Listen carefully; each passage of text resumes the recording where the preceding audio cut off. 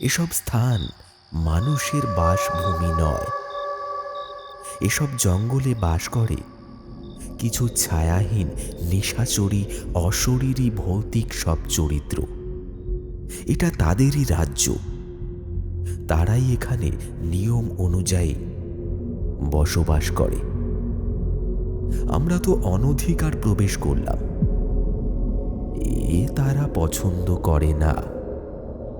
সময়ের সুযোগে তারা প্রতিহিংসা প্রতিশোধ নিতে একদমই ছাড়বে না।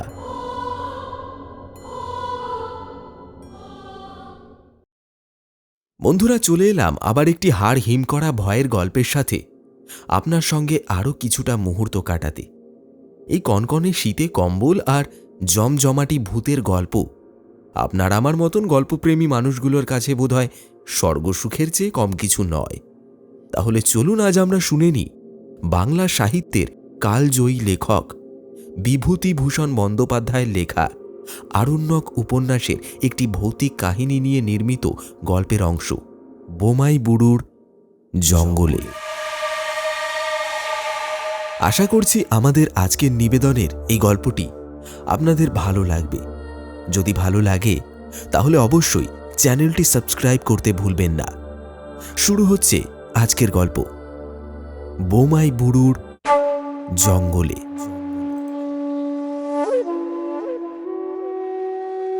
জঙ্গলের বিভিন্ন অংশ সার্ভে হচ্ছিল। কাছারি থেকে 3 ক্রোশ দূরে বোমাই বুড়ুর জঙ্গলে। সেখানে আমাদের এক আমিন রামচন্দ্র সিং এই উপলক্ষ করে কিছুদিন ধরেই আছেন। সকালে খবর পাওয়া গেল রামচন্দ্র সিং হঠাৎ করে আজ 2-3 দিন হলো পাগল হয়ে গেছে। শুনে আমি তখনই আমার লোকজনের সঙ্গে সেখানে গিয়ে পৌঁছলাম।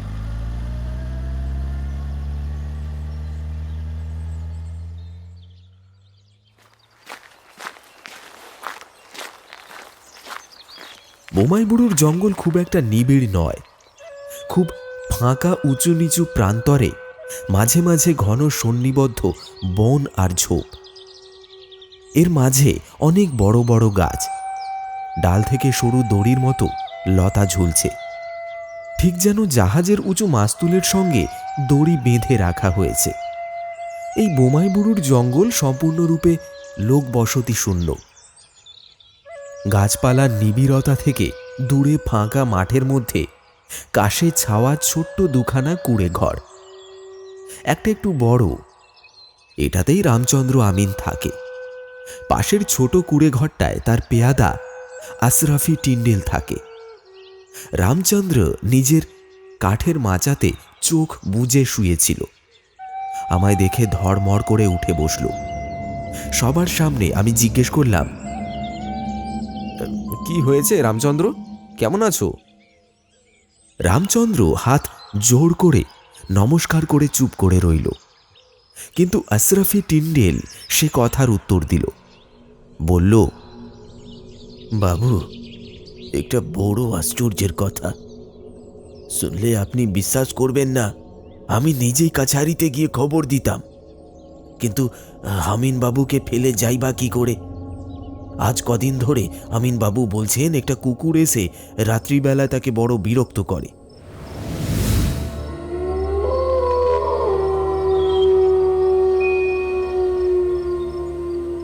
আমি শুই এই ছোট ঘরে, আমিন বাবু শুয়ে থাকেন এখানে।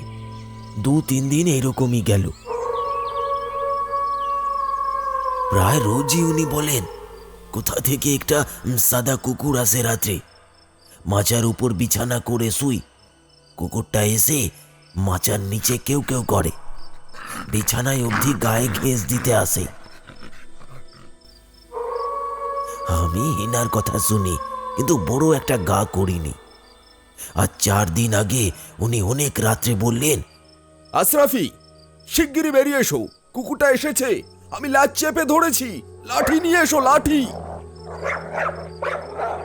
আমি ঘুম ভেঙে উঠে লাঠি আর আলো নিয়ে ছুটে যেতেই দেখি,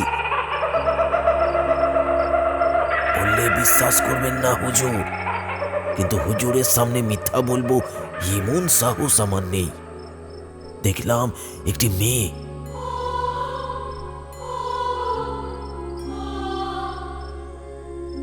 ঘরের ভিতর থেকে বের হয়ে জঙ্গলের দিকে চলে গেল।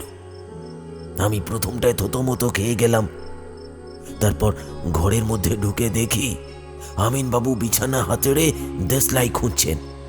উনি বললেন, কুকুরটা দেখলে? কুকুর কই বাবু? একটা কি মেয়ে তো বার হয়ে গেল। উনি বললেন, উল্লুক, আমার সঙ্গে বেয়াদপি হচ্ছে। মেয়ে মানুষ কে আসবে এই জঙ্গলে রাত দুপুরে? আমি কুকুরটার ল্যাজ চেপে ধরেছিলাম, এমনকি তার লম্বা কান আমার গায়ে ঠেকেছে। মাচার নিচে ঢুকে কুই কুই করে ডাকছিল। নেশা করতে শুরু করেছো বুঝি তুমি? রিপোর্ট করে দেবো সদরে, বুঝলে? পরদিন রাত্রে আমি সজাগ হয়েছিলাম অনেক রাত পর্যন্ত। যেই আমি একটু ঘুমিয়েছি, অমনি অমনি বাবু ডাকলেন। আমি তাড়াতাড়ি ছুটে আমার ছোট ঘরের ডোর পর্যন্ত গেছি। এমন সময় দেখি একটি মেয়ে ওনার ঘরের উত্তর দিকের বেড়ার গা বেয়ে জঙ্গলের দিকে চলে যাচ্ছে। তখনই হুজুর আমি নিজে জঙ্গলে প্রবেশ করলাম। অতটুকু সময়ে সে লুকোবে কোথায়, যাবেই বা কত দূর? বিশেষ করে আমরা জঙ্গল জরিপ করে থাকি বাবু, ওখানে অন্ধি সন্ধি সব আমাদের জানা। কত খুঁজলাম বাবু, কোথাও কোনোভাবে তার চিহ্নটি পাওয়া গেল না। শেষে আমার কেমন যেন সন্দেহ হলো। মাটিতে আলো ধরে দেখি কোথাও কোনো পায়ের দাগ নেই, আমার নাগরা জুতোর দাগ ছাড়া। আমিন বাবুকে এ কথা আমি আর বললাম না সেদিন। একা দুটি প্রাণী থাকি এই ভীষণ জঙ্গলের মধ্যে হুজুর, ভয়ে আমার গায়ে কাঁটা দিয়ে উঠল। আর তাছাড়া বোমাই বুড়োর জঙ্গলের একটা দুর্নামও তো শোনা ছিল। ঠাকুর দাদার মুখে শুনেছি বোমাই বুড়ো জঙ্গলের প্রান্তে অবস্থিত পাহাড়ের ওপর ওই যে বটগাছটা দেখছেন দূরে, একবার হাটে কলাই বিক্রি করে টাকা নিয়ে জ্যোৎস্না রাতে ঘোড়ায় চড়ে জঙ্গলের পথে ফিরছিলেন। ওই বট গাছের বটতলায় দেখেন এক দৃশ্য। একদল অল্প বয়সী সুন্দরী মেয়ে হাত ধরাধরি করে জ্যোৎস্নার মধ্যে নাচছে। এদেশে ওদের নাকি বলে ডামা বানু। এরা হলো এক ধরনের জিন পরি, নির্জন স্থানে জঙ্গলের মধ্যে থাকে, মানুষকে বেঘরে পেলে আর ছাড়ে না, একেবারে মেরে ফেলে। পরদিন আমি রাত্রে আমিন বাবুর ঘরের মধ্যে শুয়ে জেগে রইলাম সারা রাত।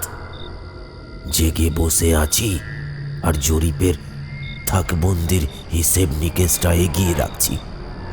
বোধহয় শেষ রাতের দিকে একটু তন্দ্রা এসে থাকবে। হঠাৎ কাছেই একটা শব্দে মুখ তুলে চাইলাম।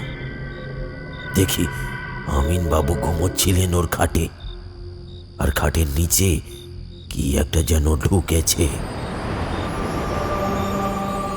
মাথা নিচু করে খাটের নিচে যেই দেখতে গেলাম, অমনি আমি চমকে উঠলাম। আধো আলো আধো অন্ধকারে প্রথমটা মনে হলো একটি মেয়ে যেন গুটি সুটি মেরে খাটের তলায় বসে আছে। আর ঠিক ঠিক আমার এই দিকে হাসি মুখে চেয়ে আছে। আমি স্পষ্ট দেখলাম হুজুর, আপনার পায়ে হাত দিয়ে বলতে পারি। এমনকি তার মাথার বেশ বড় কালো চুলের গোছা পর্যন্ত আমি স্পষ্ট দেখলাম। লণ্ঠনটা ছিল একটু দূরে, সেটি তুলে নিয়ে আরো ভালো করে দেখব বলে যেমনি আনতে উঠেছি, কি যেন একটা প্রাণী ছুটে খাটের তলা দিয়ে বেরিয়ে পালালো। দোরের কাছে লণ্ঠনের আলোটা বাঁকা হয়ে পড়েছিল। সেই আলোতে দেখলাম একটা বড় কুকুর, কিন্তু তার আগাগোড়া শরীর সাদা রঙের হুজুর, কালোর চিহ্ন কোথাও নেই। আমিন সাহেব জেগে উঠে বললেন, কি হলো? ও কিছু না, একটা শিয়াল কি কুকুর এসে ঘরে ঢুকেছিল। কুকুর? কিরকম কুকুর? সাদা কুকুর। আমিন সাহেব যেন একটু নিরাশ হয়ে বললেন, সাদা? ঠিক দেখেছ নাকি কালো? না, সাদাই হুজুর। আমি নিজেই তখন বিস্মিত। সাদা না কালো রঙের কুকুর এসে থাকলেই বা আমিন বাবুর কি সুবিধা বা অসুবিধা হবে আমি বুঝলাম না। ফের উনি ঘুমিয়ে পড়লেন। কিন্তু আমার যেন কেমন একটা ভয় আর অস্বস্তি বোধ হতে লাগলো। কিছুতেই আমার ভালোভাবে চোখের পাতা আমি এক করতে পারলাম না। সেদিন সকালে উঠে খাটের নিচটা ঝাড় দেওয়ার সময় ভালো করে খুঁজতে গিয়ে সেখানে এক গোছা চুল পড়ে থাকতে দেখলাম। এই সেই চুল হুজুর, আমি রেখেছি আমার কাছে। মেয়ে মানুষের মাথার চুল, কোত্থেকে এলো এই চুল? কালো কুচকুচে নরম চুল, বিশেষত সাদা কুকুরের গায়ে এতটা নরম আর কালো চুল তো হয় না। এটা হলো গত রবিবারের, অর্থাৎ আজ 3 দিনের কথা। এই 3 দিন ধরে আমিন সাহেব তো এক প্রকার উন্মাদ হয়ে উঠেছেন। এবার আমার ভয় করছে হুজুর। এবার আমার পালা কিনা তাই ভাবছি। গল্পটা বেশ আষাঢ়ে গোছের বটে। সে চুলের গোছা হাতে ধরে বেশ বোঝা যায় মেয়ে মানুষের মাথার চুল। সে বিষয়ে আমার কোনো সন্দেহ নেই। আশরাফি টিন্ডেল ছোকরা মানুষ। সে যে নেশা ভাঙ করে না এ কথা এক বাক্যে স্বীকার করে বলল সবাই। জনমানব শূন্য প্রান্তর ও বন ঝোপের মধ্যে একটি একমাত্র তাঁবু এই আমিনের। নিকটতম লোকালয় হচ্ছে লাভটুলিয়া, এখান থেকে 6 মাইল দূরে। মেয়ে মানুষই বা কোথা থেকে আসতে পারে অত গভীর রাতে, বিশেষ করে যখন এইসব নির্জন বন প্রান্তরের মধ্যে বাঘ আর বুনো শুয়োরের ভয়ে সন্ধ্যার পর তো আর মানুষ পথেই চলে না। যদি আশরাফি টিন্ডেলের কথা সত্যি বলে ধরেও নি, তবে ব্যাপারটি খুব রহস্যময়। অথবা এই পাণ্ডব বর্জিত দেশে এই জনহীন বন জঙ্গল আর ধুধু প্রান্তরের মধ্যে 20 শতাব্দী তো প্রবেশের পথ খুঁজে পায়নি। বলা যায় 19 শতাব্দীরও পথ খুঁজে পাওয়া হয়নি বলেই মনে হয়। অতীত যুগের রহস্যময় অন্ধকারে এখনো এসব অঞ্চল আচ্ছন্ন। এখানে সবই সম্ভব। সেখানকার তাঁবু উঠিয়ে নিয়ে রামচন্দ্র আমিন আর আশরাফি টিন্ডেলকে সদর কাছারিতে নিয়ে আসলাম। রামচন্দ্রর অবস্থা দিন দিন খারাপ হতে লাগল। ক্রমশই সে ঘোর উন্মাদ হয়ে উঠল। সারা রাত চিৎকার করে, বকে, গান গায়। ডাক্তার আনিয়ে তাকে দেখালাম, কিন্তু কিছুতেই ভালো সুস্থ হয়ে যাবার মতন অবস্থা তার হলো না। অবশেষে তার দাদা এসে তাকে ছুটির জন্য নিয়ে গেল। তার অসুস্থতার জন্যই আমি তাকে নিয়ে যেতে বলেছিলাম। এই ঘটনার একটা উপসংহার আছে, যদিও তা ঘটেছিল বর্তমান ঘটনার 7-8 মাস পরে, তবুও আমি এখানে তা বলে রাখি। এই ঘটনার 7 মাস পরে চৈত্র মাসের দিকে 2টি লোক কাছারিতে আমার সঙ্গে দেখা করলেন। একজন বৃদ্ধ, বয়স 60 বছরের কম নয়। অন্যটি তার ছেলে, বয়স ওই 20-21 বছর।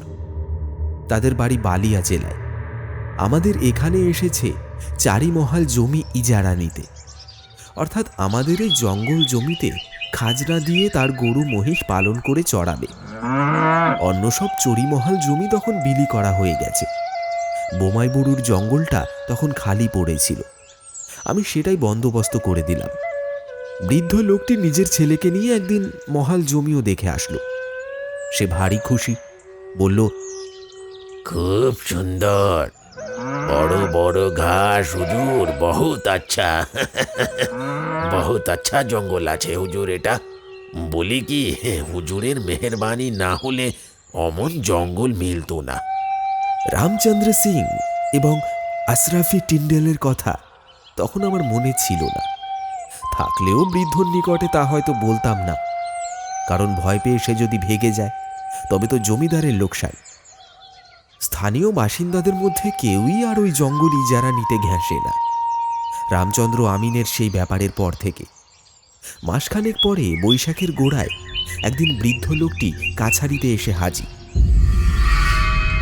মহারাগত ভাব, তার পেছনে সেই ছেলেটি কাঁচু মাচু ভাবে মুখ করে দাঁড়িয়ে। আমি বললাম, কি ব্যাপার? বৃদ্ধ রাগে গজগজ করে কাঁপতে কাঁপতে বলল, এই যে এই মাদরটাকে টেনে নিয়ে এলাম হুজুরের কাছে দরবার করতে। ওকে আপনি পা থেকে জুতো খুলে 25 বার মারুন, ও জব্দ হয়ে যাক।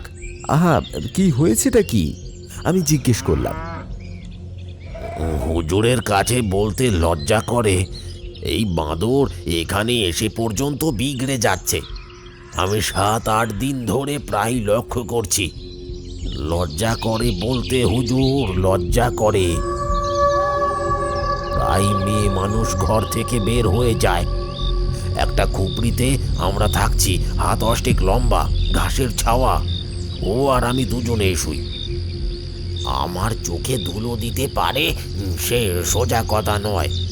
দুদিন যখন দেখলাম তখন আমি ওকে জিজ্ঞেস করলাম। ও একেবারে গাছ থেকে পড়লো হুজুর, বলে, কই আমি তো কিছু জানি না। ফের আরও 2 দিন রাত্রে যখন এই দৃশ্য দেখলাম তখন একবার ওকে দিলাম আচ্ছা করে চাপেট মার। চোখের সামনে বিগড়ে যাবে ছেলে, কিন্তু তারপরেও বলছি এই পরশু রাতে হুজুর সেই একই রকম দৃশ্য। তাই এবারে আপনার দরবারে হাজির করে ফেললাম ওকে। আপনি হুজুর ওকে শাসন করে দিন। আমার এইবারে হঠাৎ রামচন্দ্র আমিনের ব্যাপারটি মনে পড়ে গেল। আমি জিজ্ঞেস করলাম, কত রাত্রি দেখেছ? প্রায় সে শেষ রাতের দিকে হুজুর। এই ধরেন রাত্রের 2-1 ঘড়ি বাকি থাকতে। তুমি ঠিক দেখেছ? মেয়ে মানুষ? হুজুর, আমার চোখের তেজ এখনো অত কম হয়নি। জরুর মেয়ে মানুষ, বয়সেও কম। কোনোদিন রাত্রিবেলা পরনে সাদা ধোঁয়া শাড়ি, আবার কোনোদিন রাতে সেটা লাল বা কালো শাড়ি হয়ে যায়। একদিন রাতে মেয়েটি ঘরের ভিতর থেকে বের হওয়ার পর আমি ওর পেছন পেছন গেলাম। এই মেয়ে ওই কাশবনের ঝোপঝাড়ের ভেতরে কোথায় কোন দিকে পালিয়ে যায় আমি টের পেলাম না। ফিরে এসে দেখি আমার ছেলে খুব ঘুমের ভান করে পড়ে রয়েছে। ডাক দিতে যাই তো অমনি ধর্মর করে উঠে বসে, যেন সদ্য সদ্য ঘুম ভাঙলো। এই রোগের ওষুধ কাছারি ভিন্ন হবে না আমি বুঝলুম। অগত্যা তাই আমি হুজুরের কাছে। ছেলেটিকে আড়ালে নিয়ে গিয়ে আমি জিজ্ঞেস করলাম, এসব কথা কি শুনছি তোমার নামে? ছেলেটি সোজা আমার পা দুটি জড়িয়ে ধরে বলল, আমার কথা বিশ্বাস করুন হুজুর, আমি এর বিন্দু বিসর্গ জানি না। সমস্ত সময় দিনে জঙ্গলে মোষ চড়িয়ে বেড়াই, রাতে খেয়ে নিয়ে মরার মতো ঘুমোই। ভোর হয়ে গেলে আমার ঘুম ভাঙে। ঘরে আগুন লাগলেও আমার সেই হুঁশ থাকে না তখন। আমি বললাম, আচ্ছা তোমার ঘরে রাত্রে কেউ বা কিছু একটা ঘরে ঢুকেছিল, এরকম কিছু দেখোনি? না হুজুর, আমার ঘুমিয়ে পড়তে পারলে আমার আর হুঁশ থাকে না। ওই দিন সে বিষয়ে আর তেমন কিছু কথা হলো না। বৃদ্ধ লোকটি খুব খুশি হলো, ভাবলো যে আমি আড়ালে নিয়ে গিয়ে ছেলেকে বেজায় শাসন করে দিয়েছি। এর দিন 15 পর একদিন ছেলেটি আমার কাছে আসলো, তারপর বলল, হুজুর, একটা কথা আছে। সেবার যখন আমি বাবার সঙ্গে আপনাদের কাছারিতে এসেছিলাম তখন আপনি ও কথা জিজ্ঞাসা করলেন কেন, যে আমি কোনো কিছু ঘরে ঢুকেছিল সেটা দেখেছি কিনা? কেন বলো তো? হুজুর, আমার আজকাল ঘুম খুব সজাগ হয়েছে। বাবা ওই রকম করেন বলেই হোক বা অন্য কোনো কারণেই হোক, তাই আজ কদিন রাতে আমি দেখছি রাতে একটা সাদা কুকুর কোথা থেকে যেন আসে। সে অনেক রাতে আসে, ঘুম ভাঙলে দেখি বিছানার নিচে বসে থাকতে, শব্দ করে। আমি তাড়া দিতেই পালিয়ে যাই। কোনোদিন জেগে উঠে বসে দেখি চলে যায়। সে যেন কেমন করে বুঝতে পারে যে আমি জেগে উঠেছি। এই রকম তো কতদিন ধরে দেখলাম, কিন্তু কাল রাতে হুজুর একটা ব্যাপার ঘটেছে, বাপ আমার জানে না, তাই আপনাকে চুপি চুপি বলতে এলাম। কাল অনেক রাতে ঘুম ভেঙে দেখি কুকুরটি ঘরে যেন কখন এসেছিল সেটা দেখিনি। আস্তে আস্তে ঘর থেকে বের হচ্ছে, ঠিক ওই দিকে যেদিকে আমাদের জানালাটা আছে। কুকুরটা আমার চোখের পলক ফেলতেই বেরিয়ে গেল। ঠিক পরক্ষণেই আমি জানলা দিয়ে তাকিয়ে দেখি একটা মেয়েটা ওই ঘরের পেছনের জঙ্গলে প্রবেশ করছে। আমি সেটা দেখে বাইরে যাই, কিন্তু আমার আর কোনো নজরে আসে না। বাবাকে ফিরে আমি কিছুই বলি না, কারণ সে বুড়ো মানুষ ঘুমোচ্ছিল। ব্যাপারটা আমিও কিছু বুঝতে পারিনি হুজুর। আমি তাকে আশ্বাস দিয়ে বললাম, ও কিছু নয়, চোখের ভুল ধারণা, ভ্রম হবে হয়তো। শোনো, যদি তোমার ওখানে বসবাস করে থাকতে ভয় করছে তাহলে তোমরা কাছারিতে এসে শুতে পারো। ছেলেটি নিজের সাহসহীনতায় বোধ করি আমার কাছ থেকে বিদায় নিয়ে চলে গেল। কিন্তু সেখানে আমার অস্বস্তি দূর হলো না। ভাবলাম যে এইবার ফের যদি নতুন কিছু শুনি তাহলে কাছারি থেকে 2 জন সিপাহী পাঠাবো ওদের রাত্রে পাহারা দিতে আর নজর রাখতে চারিদিকে। সেদিন আমি বুঝতে পারিনি জিনিসটা কত সঙ্গীন আর গুরুতর বিপদ সংকেত। দুর্ঘটনা ঘটে গেল অতি অকস্মাৎ আর অপ্রত্যাশিতভাবে। 3 দিনের পরে সকালে ঘুম ভাঙার পর সবে বিছানা ছেড়ে উঠেছি। এই সময় খবর পেলাম কাল রাত্রে বোমাইবুরুর জঙ্গলে বৃদ্ধ ইজারাদারের ছেলেটি মারা গিয়েছে। ঘোড়ায় চেপে আমরা জঙ্গলের পথে তখনই রওনা হলাম। গিয়ে সেখানে দেখি তারা যে ঘরটায় থাকতো তার পেছনের দিকের কাশবন আর ঝোপঝাড়ের জঙ্গলে সেই ছেলেটির মৃতদেহ তখনও পড়ে আছে। কি জানি একটা বিভীষিকা দেখে ভয়ার্ত দৃষ্টিতে প্রচণ্ড আতকিয়ে উঠে সে যেন মারা গেছে। সে মুখে তার ভীষণ ভয় আর আতঙ্কের চিহ্ন। বৃদ্ধর মুখে শুনলাম শেষ রাত্রের দিকে উঠে ছেলেকে বিছানায় না দেখে তখনই লণ্ঠনটা খোঁজ করেন তিনি, কিন্তু কোথাও সেটা পায় না। ভোর হওয়ার পূর্বে ছেলেটির মৃতদেহ দেখতে পাওয়া যায়নি। তার মনে হয় তার ছেলে রাতে বিছানা থেকে উঠে কোনো কিছুর অনুসরণ করে বনের মধ্যে ঢোকে, কারণ তার মৃতদেহের কাছেই একটা বড় লাঠি আর একটা লণ্ঠন পড়ে আছে। কিন্তু সে কিসের পিছু অনুসরণ করে ওই বন ঝোপ জঙ্গলে একলা ওই রাতে প্রবেশ করে তা বলা ভারী মুশকিল। এরপর পুলিশে খবর দেওয়া হয়। ওই বনের মধ্যে ওই নির্দিষ্ট জায়গায় নরম বালি মাটির উপরে ছেলেটির পায়ের দাগ ছাড়া আর কোনো কিছুর বা অন্য কারোর পায়ের দাগ নেই, না মানুষ না জানোয়ারের। মৃতদেহে পাওয়া গেল না কোনো রকম আঘাত করা চিহ্ন। ফলস্বরূপ পুলিশ গোটা বিষয়টি তদন্ত করে কোনো কুলকিনারা না পেয়ে বোমাইবুরুর জঙ্গল ছাড়ল। ততদিনে স্থানীয় লোকজনের মধ্যে একটা আতঙ্কের সৃষ্টি হয়েছে এই ঘটনাটিকে ঘিরে। সেদিনের পর থেকে সন্ধ্যার কিছু সময় পরে আর ওই অঞ্চলের দিকটায় কেউ যায় না। এই তো দিন কয়েক হলো সেই কাছারিতে আমার ঘরটায় একলা শুয়ে বাইরের ধবধবে সাদা ছায়াহীন উদাস আর নির্জন বন প্রান্তরে জ্যোৎস্না রাতের দিকে চেয়ে কেমন যেন একটা অজানা আতঙ্কে আমার প্রাণও কেঁপে উঠত। মনে হতো কলকাতায় পালাই, এসব জায়গা ভালো নয়। এর জ্যোৎস্না ভরা নৈশ প্রকৃতির চারিধারে যেন রূপকথার মায়াবিনী রাক্ষসী নিশাচরী হয়ে অপেক্ষায় আছে। সুযোগ পেলে তোমায় ঘুরিয়ে নিয়ে বেঘোরে মেরে ফেলতে পারে। এসব স্থান মানুষের বাসভূমি নয়। এসব জঙ্গলে বাস করে কিছু ছায়াহীন নিশাচরী অশরীরী ভৌতিক সব চরিত্র। এটা তাদেরই রাজ্য, তারাই এখানে নিয়ম অনুযায়ী বসবাস করে। আমরা তো অনধিকার প্রবেশ করলাম, এ তারা পছন্দ করে না। সময়ের সুযোগে তারা প্রতিহিংসা প্রতিশোধ নিতে একদমই ছাড়বে না।